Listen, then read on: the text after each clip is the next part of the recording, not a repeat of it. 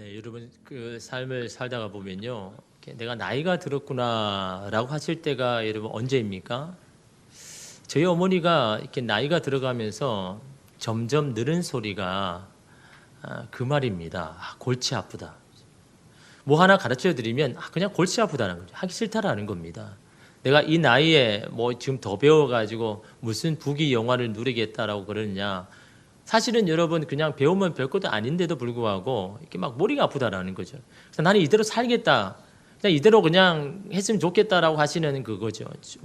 저는 처음에는 왜 그렇게 골치 아플까? 아니 이거 좀 더 생각하면 머리도 더 좋아지고 더 좋아질 텐데 왜 우리 어머니는 계속해서 이렇게 머리가 아프다 할까?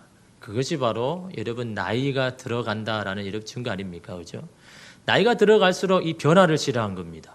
그냥 이대로가 좋은 거지 자꾸 뭔가 바뀌고 도전하는 것을 두려워하고 불편해 여깁니다. 그래서 그냥 지금의 삶에 만족하며 사는 것, 그것이 바로 우리가 나이 들고 있다라는 여러분 이 반증이다라는 거죠.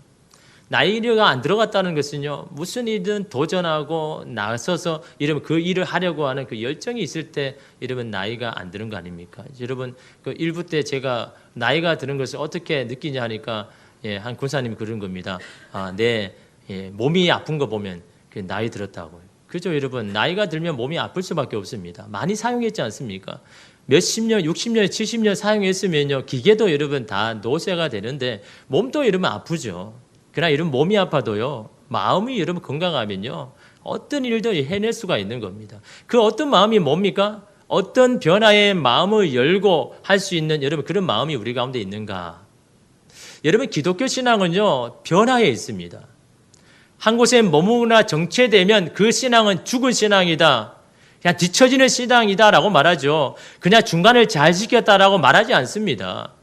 지금의 신앙을 그냥 유지하는 것, 그건 바로 여러분 뒤처지는 것을 여러분 말하고 있는 겁니다. 신앙은요, 어떻게 하든 한 걸음 나아가야 되는 겁니다. 예전에 믿음의 수준이 이 정도였다면 지금은 더 높은 수준으로 향하여 나아가는 것이 바로 여러분 기독교의 신앙이다라는 겁니다.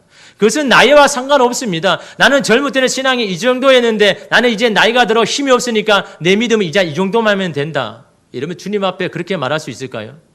신앙은요, 나이가 들어갈수록 신앙의 연한이 쌓일수록 믿음의 수준은 더 높아가야 되고 더 성장을 향해서 여러분 나아가야 되는 겁니다. 주님 앞에 설 때까지요. 그래서 여러분 신앙은요, 변화를 두려워하면 안 되는 겁니다. 왜냐하면 그 변화는 누가 주시는 겁니까? 하나님이 주시는 거니까요. 세상이 주는 것도 아니라 내가 만드는 것도 아니라 내 삶에 일어나는 모든 변화는 바로 하나님이 예비하시고 하나님이 주신 것이기 때문에 그 변화에 대해서 마음을 여러분 열어야 된다라는 거죠. A.W. 토저는 이렇게 말했죠. 믿음을 고백하는 사람에게 있어서 아무런 변화도 일구어내지 못하는 유의 신앙은 하나님께 아무런 의미가 없다. 예전도 지금도 똑같은 그런 신앙을 하고 있는 그런 신앙, 그런 기도, 그런 예배를 드린다면요, 하나님에게는 아무런 의미가 없는 그런 신앙생활을 하고 있다라는 거죠. 생활에 변화가 없는 외심은 신실한 그리스도인이 항상 경계해야 할 대상이다라는 것입니다. 왜냐하면 여러분, 하나님의 은혜는요, 날마다 새롭기 때문에, 하나님의 역사는 날마다 새롭기 때문에, 여러분 그것을 광야의 만나 이야기로 잘 말해주잖아요. 여러분 광야에서 여러분 만나를 먹을 때 어떻게 했습니까? 오늘 먹을 은혜 만나를 먹기 위해서는 밖으로 나가야 되잖아요. 그런데 내일 나가는 것이 수고롭다고 해서 여러분 그 오늘 받았던 그 만나를 여러분 집에 놔두면 내일 어떻게 했습니까? 다 썩어버리잖아요. 그게 여러분 우리가 받을 은혜를 말하고 있는 겁니다. 오늘 내가 그 은혜를 받았다고 그 은혜만 유지하려고 내일 되면 그것이 다 썩어버려버린 겁니다. 오늘 받은 은혜를 위해서는요, 텐트에 나가야 되고 광야로 나가야 되는 수고를 해야 된다라는 겁니다. 허리를 숙이고 그 만나를 거두어드리는 그런 영적인 수고를 해야 오늘 받을 하나님이 주시하시는 예배를, 은혜를 받더라라는 겁니다. 그 수고가 힘들다고, 그것이 여러분 불편하다고 여러분 나가지 않는다면요, 우리는 여러분 그 은혜는 우리 안에 썩어서 여러분 우리 안에는요 그런 침체가 겪을 수밖에 없는 겁니다. 그래서 여러분 우리가 날마다 이러면 싸워야 하는 것은 우리 자신인 겁니다. 나를 뒤꿈치게 하는 영적인 게으름, 영적인 침체, 또한 현재 안주하려는 그 모든 것에서 여러분 우리는 날마다 싸워야 된다라는 겁니다. 여러분 오늘 말씀에도 여러분 그 말씀을 여러분 말씀하고 있는 겁니다. 오늘 여러분 말씀 가운데는요, 한 무리가 예수님께 와서 한 가지를 걸고 넘어집니다. 우리 33절 말씀 우리 함께 읽겠습니다. 그들이 예수께 말하되 요한의 제자는 자주 금식하고 기도하고 바리새인의 제자들도 한 무리가 와서 예수님께 따지는 겁니다. 아니 예수님, 요한의 제자들도 바리새인의 제자들도 저렇게 금식하며 기도하는데 아니 당신의 제자들은 도대체 왜 기도 안 합니까? 왜 금식 안 합니까? 아니 왜 그냥 먹고 마시기만 합니까? 라고 말합니다. 여러분 이들이 누구일까요? 오늘 말씀을 그냥 위로만 보면 바리새인이라고 생각할 수 있지만요. 바리새인이 아니라 마태복음 9장 14절에 보면 이렇게 말합니다. 그때 요한의 제자들이 예수께 나와 이르되 우리와 바리새인들은 금식하는데 어찌하여 당신의 제자들은 금식하지 아니하나이까? 다시 말하면 그들은요 요한의 제자인 겁니다. 세례 요한의 제자들이 예수님께 와서 따지는데 아니 우리는 이처럼 광야에 나가서 고생만 하는데 아니 당신의 제자들은 왜 관심만 받습니까? 너무나 마음이 속상했어요. 억울했어요. 지금 예수님이 앞에 와가지고 따지는 건 아닙니까? 그 당시 요한의 제자들은요 사람들에게 신뢰를 받아온 무리들이고 예수님의 제자들은 이제 한창 이 주가가 올라가는 이 그들이거든요. 근데 여러분 요한의 제자들이 옛날부터 주류였습니까? 그들도 옛날에는요 그 이스라엘 시대에 반향을 일으켰던 여러분 자들이었습니다. 처음부터 주류가 아니었습니다. 여러분 요한의 아버지가 누구입니까? 제사장입니다. 그것도 대제사장이요. 그럼 원래는 이 세례 요한은요 예루살렘 그 성전에서 유명한 가말리엘 선생 밑에서 말씀을 배우고 또 제사의 규례를 배워가지고 예루살렘 성전에서 대제사장으로 해야 할 사람인 겁니다. 근데 여러분 이 세례 요한이 광야로 나왔죠. 여러분 자기가 원해서 나왔습니까? 기도를 하는데 계속해서 성령께서 이 요한에게 말하는 겁니다. 광야로 나가라고. 그 광야에 나가라고 계속해서 여러분 요청을 하는 겁니다. 그래 여러분 요한이 얼마나 마음에 내면에 갈등이 있었겠습니까? 그냥 현실에 순응하면서 내가 그냥 이 편한 이 예루살렘에 살아야 되는가 아니면 지금 내 마음에 주시는 그 변화를 향하여서 광야로 나가야 되는가 이 두 가지의 갈등 가운데 세례 요한이 있었다라는 거죠. 그런데 여러분 세례 요한은 어떻게 합니까? 변화를 선택합니다. 광야로 나갑니다. 자신이 누릴 수 있는 기득권을 다 내려놓고 광야에 나가지 않습니까? 그런데 여러분 어떤 일이 벌어집니까? 예상하지 못한 일이 일어나잖아요. 예루살렘 성전을 향했던 모든 이스라엘 백성들이 다 광야로 나오는 겁니다. 세례 요한 앞으로 나오는 겁니다. 왜요? 금식하며 하나님 앞에 기도하는 그 요한 가운데 하나님의 은혜가 넘치는 것을 보면서 사람들이 그 앞에 나오는 겁니다. 세례 요한 앞에 나오는 자들이요 하나님의 그 은혜에 잠겨가지고 자기의 죄를 회개하고 내가 이대로 살지 않겠습니다라고 막 그렇게 원할 때 그것은요 막 은혜의 도가니인 겁니다. 그래서 사람들이 더 몰려 광야 가운데 나오는 겁니다. 그것을 본 요한의 제자들도요, 나도 이렇게 요한처럼 살아야 되겠다 싶어가지고 요한 밑에 들어가가지고 금식도 하고 기도도 하고 광야의 추위와 더위를 이기면서 이런 하나님을 만나고 막 은혜를 경험하는데, 근데 시간이 지나자 그 은혜가 식어지는 겁니다. 세례 요한은 감옥에 잡히고 새로운 인물이 막 이렇게 떠오르는데 사람에게 받던 관심이 다 사라져 버리는 겁니다. 사람들의 관심이 예수님의 제자들에게로 막 향하고 있다는 거죠. 그래서 너무 억울해가지고 지금 예수님 앞에 따지려고 온 겁니다. 여러분 그들의 문제가 뭡니까? 하나님이 지금 하시는 말씀의 역사보다 그 스승에 대한 충성, 제자로서의 마땅한 행동 패턴 그걸 중시하고 있더라라는 겁니다. 그들의 초점은 더 이상 하나님의 마음이 아니고 방식이 그들의 초점이 되어버렸다는 겁니다. 여러분 한때는 그 방식이 하나님 사람들을 하나님께로 이끌었는지 모르지만 지금은 아니다라는 겁니다. 그럼에도 이들은 이를 악무고 변화를 거부하는 겁니다. 그렇게 고생하여 이루은 것들을 얻은 것이 위태로워지니까 그걸 지키려고 막 몸부림을 치는 겁니다. 하나님 은혜가 이미 떠났는데 여러분 그걸 몸부림친다고 그게 지켜집니까? 물론 그들의 심정은 이해가 가죠. 금식할 때마다 그때 받았던 은혜가 눈에 선할 겁니다. 광야의 추위 가운데 더위 가운데 막 몸부림치며 주님 앞에 기도할 때 받은 은혜가 너무 크기에 그 은혜를 다시 생각하게 되는 거죠. 그러나 그들은 하나님의 지난 역사만 붙들고요 현재 역사는 거부하고 있는 겁니다. 하나님이 여신의 새로운 역사에 동참하지 못하고 역사의 뒤안길로 사라지고 있는 모습을 오늘 성경은 우리에게 보여주고 있는 겁니다. 저도 이제 옛 세대가 되어가는 것을 이렇게 실감합니다. 요즘 나오는 찬양을 보면요, 저도 사실은 따라하기가 힘듭니다. 박자도 어렵고요. 옛날에 찬양은 사실은요, 그냥 기타 가지고 그냥 그 리듬 몇 가지만 해도 다 소화가 되는데, 요즘 찬양은 그게 안 되거든요. 박자도 뭐 다양하고 리듬도 다양해서 참 하기가 어렵습니다. 그래서 저는요, 나름대로 이제 좀 부르기 쉬운 곡들을 이렇게 선별해서 이렇게 콘티를 짜는데, 참 이게 쉬운 게 아닌 거죠. 그거 생각하면서 우리 어르신들이 참 이 찬양을 부르는 게 얼마나 어려울까, 그런 공감을 참 합니다. 그래도 잘 안 되지만요, 이 찬송가 참 편하잖아요. 그때 옛날에 그 찬송가를 부르면서 은혜를 받았던 그 마음이 여러분 선하지 않습니까? 그렇죠? 그 은혜들 여러분 생각하면서 여러분 찬송가를 여러분 부르지 않습니까? 익숙하니까 여러분 그런 거죠. 근데 여러분, 옛날 여러분 그 기도원에 가서 여러분 기도했을 때 막 받은 은혜 여러분 생각나죠? 지금 가면 그 은혜가 그대로일까요? 정말 하나님을 뜨겁게 그 봉사하고 섬겼던 여러분 그때 생각하면서 그곳에 가면 다시 그 마음이 다시 올라올까요? 아닙니다, 여러분. 왜요? 이러면 마음이 바뀌었으니까요. 마음의 상태가 바뀌었으니까요. 이러면 다시 거기 간다고 이러면 다시 뜨겁게 오르는 게 아니더라라는 겁니다. 여러분, 제가 2006년도에 미국에 가서 예배를 드리는데 처음 이렇게 한인 교회에 가서 예배를 드렸습니다. 그런데 너무 충격을 받은 겁니다. 뭘 충격을 받았냐니까요, 여러분 70대, 80대 연세 드신 분들이요, 예배 전에 이 찬양을 하는데 너무 뜨겁게 찬양하는 겁니다. 저도 감동이 돼가지고, 아니 이 어려운 찬양인데 70, 80대이신 분들이 막 하나님 앞에 이렇게 막 찬양을 하는데요. 그래서 이제 찬양을 하다가 예배 시작을 우리는 뭐 그때 당시에도 종을 땅 치면서 이제 임례송 막 부르고 그러잖아요.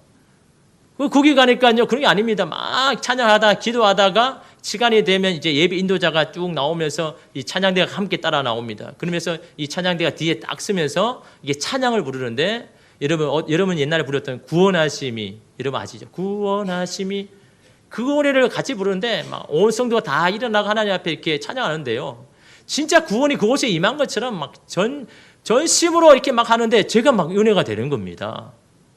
그래서 너무너무 감동이 돼가지고 이제 예배를 마치고 이 점심시간에 이제 밥을 먹는데 옆에 연세 드신 분이 있더라고요. 그래서 너무 제가 대견하고, 왜냐하면 제가 그 한국에 있을 때 막 찬양 인도할 때 막 그 연세들이 막 그렇게 항의를 했거든요. 왜 자꾸 찬양하냐고, 찬송가 좀 많이 하지.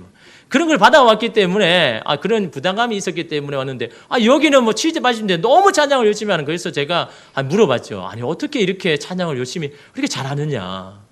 그러니까 그분이 그러는 겁니다. 아직 찬양 어렵죠. 사실 어려워요. 그런데 내 마음이, 내 간절함이, 그 마음을 놓고 그냥 하니까 그게 되더라라는 겁니다. 왜냐하면 여러분, 이민자의 삶이 여러분 고달프잖아요. 고향을 떠나서 여러분 남은 나라에 사는데 여러분 그게 편합니까? 일주일 동안 고생하면서 마음도 상하고, 그렇다가 주일날 와가지고 예배 드리는 그 한 시간을 받는 그 은혜, 그 위로와 그 힘이 너무너무 귀해가지고 그 한 시간을 놓치고 싶지 않은 겁니다. 한 분도 1분도 그냥 놓치고 싶지 않은 겁니다. 그 예배 때 받은 그 은혜가 한 주를 살게 하니까요. 한 주를 나이를 버티게 하니까 그 은혜의 시간이 얼마나 귀한지, 찬송가를 부르든 찬양을 부르든 그게 중요한 게 아니거든요. 그냥 내 마음이 하나님의 은혜를 원하는 간절한 마음으로 그렇게 쓰니까요, 어려운 찬양도 그냥 마음을 열고 그냥 가사를 생각하면서 부르니까 그게 내게 은혜가 돼가지고 하나님 앞에 그 은혜 가운데 잠겨서 그렇게 하더라라고 이렇게 제게 말씀하더라라는 거죠. 불편함과 힘듦을 내려놓고 하나님을 향한 우리의 마음을 열어놓으니까 그곳에 하나님의 은혜가 여러분 임하더라라는 겁니다. 뭘 부르는지 중요한 게 아닙니다. 여러분 뭐 찬송가를 불러야 아니면 찬양을 불러야 은혜가 넘치는 게 아니라 우리가 예배 가운데 주님을 향한 우리의 마음이 중요한 겁니다. 하나님의 은혜에 대한 갈급함이 있는가, 간절함이 있는가, 그게 주님 앞에서 이러면 중요한 거 아닙니까? 방식에 초점을 두고 지금까지의 방식만 고집한다면 하나님의 새 역사와 새 은혜는요, 잃어버릴 수 있다는 겁니다.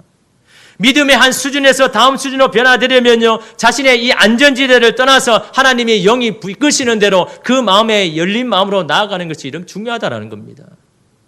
이에 예수께서 뭐라고 이야기합니까? 34절에 보면 예수께서 그들에게 이르시되 혼인집 손님들이 신랑과 함께 있을 때에 너희가 그 손님으로 금식하게 할 수 있느냐? 오히려 물어보죠. 왜냐하면 여러분 그들이 다 알고 있거든요. 여러분 이스라엘 그 당시에 결혼식을 하면요, 일주일 동안 여러분 결혼식을 합니다. 요란하게 합니다. 그 동네에 있는 사람들이요 다 모여가 파티처럼 합니다. 그 일주일 동안 할 때는요 금식일이 되어도 금식하지 않습니다. 신랑과 함께 할 때는 금식하지 않는 것이 그들의 관례입니다. 이미 그들이 다 알고 있거든요. 그 알고 있는 것을 예수님께서 말씀하고 있는 겁니다. 신랑인 내가 함께 하는데 왜 금식하느냐?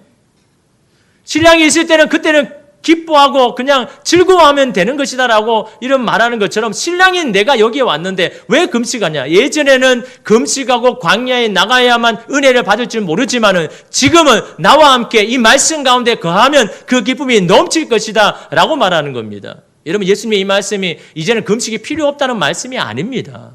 나중에는 그렇게 또 금식할 때가 오더라라는 겁니다. 여러분 35절 보면요. 그러나 그날에 이르러 그들이 신랑을 빼앗기리니 그날에는 금식할 것이니라 라고 이야기합니다. 지금은 금식 안 해도 되지만 나중에는 금식할 때가 있다라는 겁니다. 다시 말하면 하나님의 은혜는 동일하지만 그 은혜를 담는 그릇은 때에 따라 변할 수 있다라는 겁니다.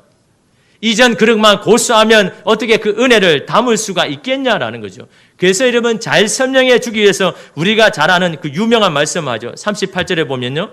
새 포도주는 새 부대에 넣어야 할 것이니라. 여기서 이 포도주는 하나님의 임재와 하나님 은혜잖아요. 새 포도주는 바로 하나님의 새로운 은혜를 말합니다. 근데 이런 부대는 무엇입니까? 우리의 마음, 우리의 영이잖아요. 여러분 처음 은혜를 받고 성령으로 충만할 때가 여러분 생각해 보십시오. 그때는요 그냥 입을 열어 기도할 때마다 은혜가 넘쳤잖아요. 하나님 앞에 봉사하는 그 한 시간만 통해서도 여러분 우리는 큰 은혜를 받았잖아요. 근데 여러분 언제부터 하나님의 임재가 전혀 느끼지 아니하고 똑같이 기도하는데도 하나님 도대체 어디 계십니까? 라고 말할 때가 있지 않습니까? 그것은 무엇을 말합니까? 하나님의 임재하심이 이제는 하지 않으시는 겁니까?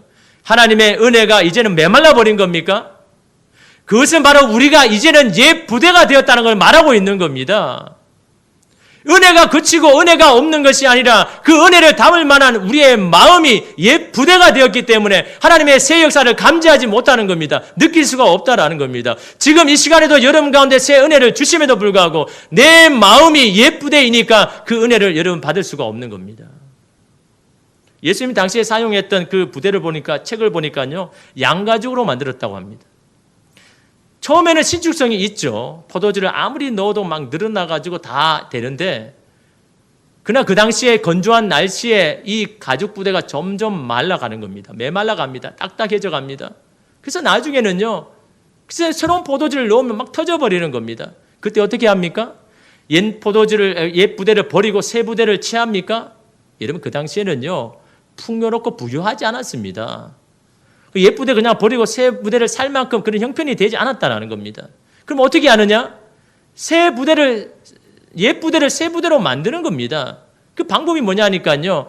딱딱해진 옛 부대를 물 속에 일주일 동안 담가둡니다. 그래서 충분하게 이 수분이 흡수된 이후에 꺼내어서 올리브유를 기름을 바르면요. 이 옛 부대가 다시 신축성이 있는 새 포도주가 이러면 되는 겁니다. 근데 여러분 중요한 것이 있죠. 그냥 그대로는 이 옛 부대가 새 부대가 되지 못한다는 거죠. 그래서 여러분 예수님께서 이 놀라운 말씀을 하잖아요. 우리 39절에 보면요. 묵은 포도주를 마시고 새 것을 원하는 자가 없나니 이는 묵은 것이 좋다 함이라. 사실 뜬금없는 말씀입니다. 새 포도주는 새 부대에 넣어야 된다라고 말씀하면서 갑자기 이 39절의 말씀을 합니다. 그런데 여러분 이 말씀이 너무나 놀라운 말씀입니다. 이것이 우리가 변하지 않게 만드는 이유가 된다라는 겁니다. 이것 때문에 우리가 새 부대를 향한 간절함이 없다라는 겁니다. 여러분 오늘 말씀이 39절에 무슨 말씀입니까? 현대인의 성경에 보면요. 묵은 포도주를 마셔본 사람은 새 포도주를 마시려 하지 않는다. 그들은 묵은 것이 더 좋다고 여기기 때문이다. 이 말씀은 좀 이해가 되잖아요. 여러분 포도주가 어떻습니까? 마셔보신 분 잘 아시죠? 포도주는 여러분 새 포도주가 맛있습니까? 오래된 포도주일수록 향이 여러분 더 좋고 여러분 극상품 아닙니까? 그래서 여러분 새 포도주는요 맛이 없습니다. 안 마셔보고 제가 이렇게 해서 말씀을 드려서 그렇다 하더라고요. 새 포도주보다는 오래 묵은 포도주가 향이 그렇게 좋다 합니다. 그런데 여러분 생각해 보십시오. 오래된 포도주가 지금 내게 있는데 누구에게 새 포도주를 선물 받았습니다. 그거 마실 사람 있습니까? 그냥 냉장고에 넣어놓잖아요. 오래된 포도주를 마시지 않습니까? 그게 일반적인 거잖아요. 그렇지 않습니까? 왜 새 부대가 되려고 하는 그 마음이 없는가?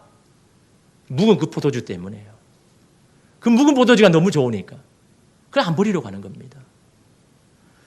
그 묵은 포도주 때문에 새 포도주를 원하지 않는다라. 이건 누구나 다 아는 거죠. 그러나 여러분, 하나님의 은혜는 포도주와 다르다라는 거죠. 하나님의 은혜는 묵으면 묵을수록 더 썩어버져 버리고 안 좋은 것이 되었지만 하나님의 은혜는 새 것일수록 좋다라는 겁니다. 새로 담글수록 그 은혜가 여러분 향이 진하다라는 겁니다. 그 새 은혜 어떻게 받아야 됩니까? 부대에 있는 옛 포도주를 버려야 되죠. 그 가진 대로 여러분 새 포도주를 만들 수 있습니까? 물에 집어넣을 수 있습니까? 옛 부대에 있는 옛 포도주를 버려야 새로운 포도주를 향한 갈급함이 있는 겁니다. 내게 묵었던 모든 묵은 포도주가 다 사라질 때 그때 새 포도주를 향한 갈급함이 있는 겁니다. 여러분이 의지하고 믿었던 그리고 여러분 안전지대라고 여겼던 것들이 여러분 다 사라질 때 그때 새로운 은혜에 대한 갈급함이 생기는 겁니다. 여전히 내가 먹을 수 있는 것이 있으면 여러분 새 포도주라는 마음이 생깁니까? 그냥 그대로 살기를 원하죠. 그냥 내가 그 내쉬나 그냥 흐르기를 원하죠.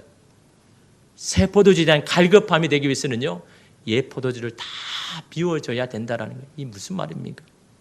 예수 그리스도는 저와 여러분을 새 포도주로 만들기를, 새 부대로 만들기를 원하죠. 그래서 하나님이 하시는 게 뭡니까? 옛 부대 안에 있는 옛 포도주를 다 버리게 하시는 과정이 있다라는 겁니다. 그것이 뭡니까? 우리의 삶의 근간을 흔드는 겁니다. 왜냐하면 우리 자신은 안 버리려고 하거든요. 가만히 두면 안 버리려고 하거든요. 그래서 하나님께서 여러분 의도적으로 여러분의 안에 있는 옛 포도주를 버리게 하는 때가 있다라는 겁니다. 그래서 여러분의 건강을 흔들기도 하고, 여러분의 가정을 흔들기도 하고, 여러분의 물질을 흔들기도 하고, 여러분 안에 자녀들도 흔들기도 하더라는 거죠. 여러분 그 흔듦은요, 그것을 통해서 우리의 실패와 어려움 가운데 그냥 머물게 하기 위함이 아니라 새 부대로 만들기 위한 여러분 하나님의 계획하심이다라는 것을 여러분 말씀하고 있지 않습니까? 우리로 하여금 하나님을 더 열심히 찾게 만들기 위함 아닙니까? 이전과 다른 간절함과 열심으로 하나님 앞에 나아가게 하시는 하나님의 뜻이 아닙니까? 세상의 것에 건조해지고 딱딱해지는 우리를 말씀과 기도의 물에 푹 잠그게 하시고 성령의 기름으로 우리의 마음의 부대를 칠해서 하나님의 새 은혜를 받을 만한 그런 부대로 이런 만들기 위함 아닙니까? 여러분 하나님은 여러분 가운데 하나님의 새 역사를 지금도 붓고 있는데 여전히 우리는 예전에 그 모습 그대로 있다면요, 어떻게 여러분 그 하나님의 은혜를 여러분 받을 수가 있겠습니까? 예전 제가 교육 전도사 때 섬겼던 그 교회에 있었던 일입니다. 여러분 그 당시에 여러분 제가 교육 전도사니까 20대니까 얼마나 여러분 열정적이겠습니까? 그러니까 교회도 아니까요 많이 시키는 겁니다. 많이 돌리는 거죠. 그래서 제가 교육부서도 이렇게 맡았고 이 저녁 예배 때 이 찬양 인도도 이렇게 했습니다. 근데 찬양 인도를 할 때마다 이 찬양 콘티에 대해서 이렇게 항의를 하고 딴지를 거는 사람이 꼭 있더라고요. 그 사람이 누구냐니까요, 2부 예배, 대예배 때 지휘하는 이 지휘자인 안수 집사님인 겁니다. 그 자기 나름대로 클래식을 이렇게 전공을 해서 이 찬양을 경박하게 보는 겁니다. 그래서 항상 저녁마다 그러는 겁니다. 아니 전도사님, 왜 경박한 이 찬양 복음성화 부릅니까? 찬양을 더 많이 해주십시오 라고 하는 겁니다. 또한 이분이 여러분 찬양을 하다가요, 정해진 예배 시간 8시면 저녁이면요, 만약 찬양하다가 막 은혜가 되면 더 할 수도 있잖아요. 근데 딱 시간을 보는 겁니다. 8시 딱 돼가지고 넘었다 그러면요, 예배 끝나면 와가지고 막 쪼르르 와가지고 제게 그런 겁니다. 아니 예배 시간을 지켜줘야지. 아니 아무리 은혜도 좋지만 예배 시간을 지켜줘야지. 막 그렇게 하는 겁니다. 여러분 한 번, 두 번 제가 무시를 해도요, 너무 마음에 좀 힘든 겁니다. 근데 그럴 때마다 저를 위로해주고 힘을 주시는 한 분이 계셨는데 이 장로님인데요, 항상 앞에 와가지고 찬양하는데 얼마나 열정적으로 찬양하는지요. 막 이게 은혜가 있을 때는요, 혼자 일어서가지고 막 춤을 추면서 찬양을 하는 겁니다. 막 손뼉을 치는 것도 그냥 치는 게 아니라 막 손목이 떨어져 나갈 정도로 막 그렇게 찬양을 하는 겁니다. 가만히 보면요, 혼자 은혜 다 받은 것 같습니다. 근데 여러분 혼자 은혜 다 받는 게 좋습니까? 안 좋습니까? 혼자라도 은혜 받는 게 여러분 좋은 거죠. 예배 가운데 나가 막 그냥 무미건조하는 마음으로 있어가지고 여러분 그것보다는요, 여러분 혼자라도 은혜 받는 게 여러분 낫습니다. 그래서 제가 너무 이렇게 너무 감격하고 그래서 그 예배 끝날 때마다 저에게 그러는 겁니다. 전도사님 참 은혜 많이 받았습니다. 전도사님 그렇게 뜨겁게 찬양하는 게 저에게도 좀 힘이 되고 은혜가 됐습니다. 그러니 여러 사람 말 듣지 말고, 이야기 들은 겁니다. 자꾸 이렇게 막 그 딴지를 거는 사람이 있으니까 여러 말 듣지 말고 전도사님이 하나님만 바라보시고 하나님을 향하여 뜨겁게 찬양하면요 다 은혜 받습니다. 그러니 걱정하지 말고 그대로 하라고요. 그 얼마나 힘이 되는지. 그래도 교회는 안수 집사보다 장로님 힘이 되잖아요. 안수님 아무리 딴지를 걸어도 장로님이 그러니까 뭐 저는 마음이 막 이렇게 든든하더라고요. 근데 그분이 여러분 연세가 60이 넘었습니다. 그 당시에 여러분 연세대를 나온 엘리트입니다. 그 당시에 여러분 연세대면 대단하잖아요, 그죠? 그 이분이 여러분 포스코의 교육재단 이사장이었습니다. 일도 열정적으로 하시는 분이었습니다. 뭐 몰라가 그런 분이 아니죠. 그런데 왜 그렇게 뜨겁게 이렇게 은혜를 구하면서 찬양을 하느냐? 한 번은 제가 이렇게 장로님 찾아서 그렇게 하죠. 장로님 어떻게 그렇게 뜨겁게 열정적으로 그렇게 찬양을 합니까? 그러니까요 그런 겁니다. 전도사님, 아직까지 저는 그 찬양이 어렵습니다. 그런데 저는 하나님의 은혜가 아니면 살 수가 없는 사람입니다. 저 보면 그냥 멀쩡하게 얼굴도 잘생겼습니다. 머리도 이렇게 확 까져가지고요. 너무 잘생겼는데 자기가 살아온 걸 이야기하면요. 이게 하루도 못 살 거라고. 자기가 평안하게 산 게 아니다라는 겁니다. 하나님의 은혜가 아니었으면 지금 이 자리에도 없을 것이고 막 술과 담배에 찌들려가지고 그냥 그렇게 살 건데 하나님이 나를 딱 붙들어 주셔가지고 그래서 교회에 와서 은혜를 받게 하니까 많은 이 시련과 어려움 가운데도 그 은혜 신앙 잃어버리지 아니하고 그 하나님의 은혜를 붙들게 하니까 그게 얼마나 그게 감사한지. 근데 저는 은혜 아니면 살 수가 없다고 이야기하는 겁니다. 그래서 다른 사람이 뭘 하든 뭐 중요한 게 아닙니다. 내가 살기 위하여서 그 예배 가운데 막 하나님 은혜를 사모하면서 하니까 뭐 찬양인을 부르든 막 열정적으로 하는 겁니다. 그러면서 여러분 그분이요 하나님 성경 말씀 한 구절을 이렇게 말씀해 주시는데 시편 51편 8절 말씀을 말씀해 주십니다. 51편 8절 말씀. 여러분 51편은요 다윗이 죄를 지어가지고 마음이 다쳐가지고 막 하나님 앞에 마음을 치면서 마음을 새롭게 하시고 정한 마음을 주십시오. 하나님의 새로운 창조를 내 안에 해롭하십시오. 막 회복을 위해서 기도했잖아요. 그때 여러분 다윗이 한 고백인데 뭐라고 합니까? 51편 8절에 보면 내게 즐겁고 기쁜 소리를 들려주시사 주께서 꺾으신 뼈들도 즐거워하게 하소서. 주께서 꺾어진 뼈가 뭡니까? 주님께서 내게 힘들게 하시고 어렵게 하시고 나를 힘들게 하셨던 그것들, 나를 꺾게 하신 그 뼈들도 즐거워하게 하시옵소서. 내게 주시는 고난과 힘들도 주님 앞에서 기뻐하게 하여 주십시오라고 한 게 이 다윗의 고백인 겁니다. 왜요? 그것 때문에 주님을 간절히 찾는다면, 주님의 은혜를 구한다면 그게 즐거워할 일입니다. 그게 다윗의 고백인 겁니다. 많은 사람들이 그 주님께 꺾어진 뼈들로 힘들어하고 괴로워하고 힘들어할 때 주님의 그 은혜가 여러분 그 꺾으신 뼈들도 통하여서도 하나님 앞에 즐거워할 수 있는 것. 여러분 이게 신앙 아닙니까? 나의 이런 힘든 것 가운데도 그래도 주님을 붙들 수 있게 한 것. 그것 때문에 붙들 수 있게 했다면 그게 은혜 아닙니까 여러분? 그것을 즐거워할 수 있는 내 마음을 회복시켜 달라고 다윗이 그렇게 고백한 것이 바로 저의 고백입니다. 나를 이렇게 힘들게 하지 않으셨다면. 내 삶 가운데 이런 넘어지고 쓰러지는 일들을 내 삶 가운데 이르게 아니하셨다면 나는 그 은혜를 찾지도 않으시고 하나님 앞에 나오지도 않았을 겁니다. 그래서 하나님 나를 힘들게 하셨던 모의 모든 삶이 오히려 하나님 앞에 기뻐하고 즐거워할 일이 됩니다라고 그렇게 이름 고백하시는데요. 그 말씀이 마음에 들어오는 겁니다.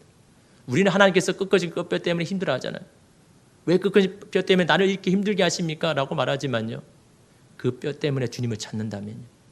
그것 때문에 이름 하나님 앞에 간절해지고 은혜를 구한다면 그게 이름은 우리에게 큰 축복 아닙니까? 그것 때문에 기뻐할 수 있는 것이 바로 이름 주님 앞에서 온전한 여러분 믿음 아닙니까? 그래서 여러분 다윗이요 광야에서 이렇게 고백했습니다.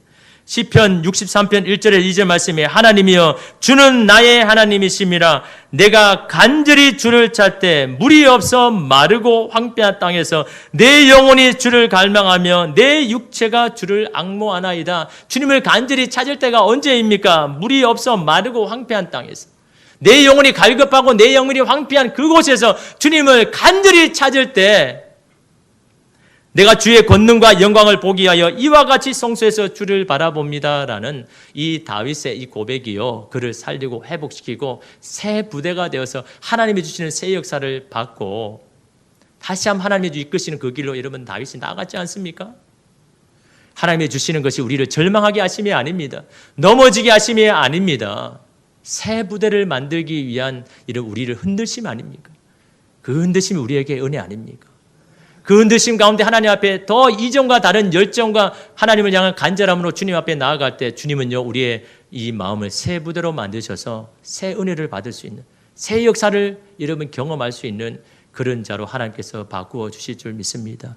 그 주님의 역사 가운데 여러분의 마음을 여십시오. 마음을 닫아버리지 말고 하나님을 향한 은혜를 향한 마음을 열고 나갈 때 주님이 놀라운 회복하는 역사가 저와 여러분 가운데 일어날 줄 믿습니다. 기도하겠습니다.